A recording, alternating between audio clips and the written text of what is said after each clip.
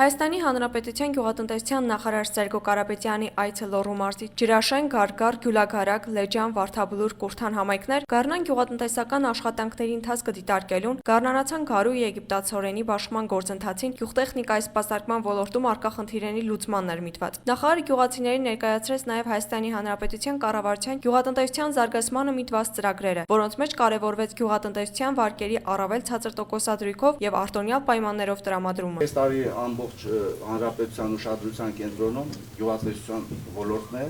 դա հանրապետության նախագահի հանձնարարական էր, որպեսզի գյուղը այս տարի ոտքի կանգնի, կարողանանք օգնել ամեն ինչով, կանգնենք ձեր կողքին, իսկ այդ ուղղությամբ արդեն որոշակի քայլեր կատարվում են։ Եթե նկատում եք, մեծ ծրագրեր կան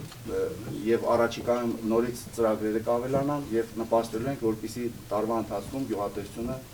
ունենա բարձր արդյունքներ եւ գյուղացին ունենա ավելի շահույթ, քան թե ունեցել են նախորդ տարիներին։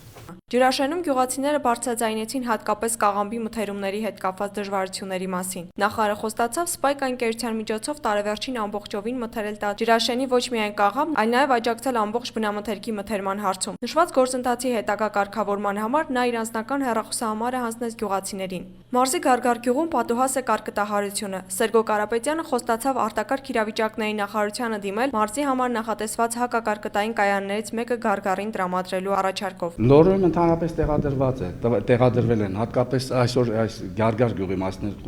խոսքը, որ չի տեղադրվել,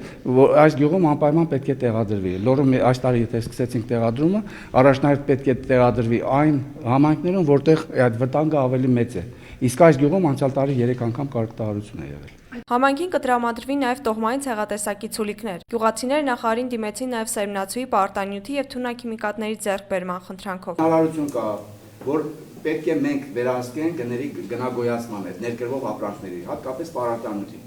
Ես ձեզ հավաստիացնում եմ, որ անցյալ տարվա մակարդակին չի բարձրանալու։ Անցյալ տարվա սեզոնի ժամանակ հասավ մինչև 11-12 հազար դրամի մեկ պարկը։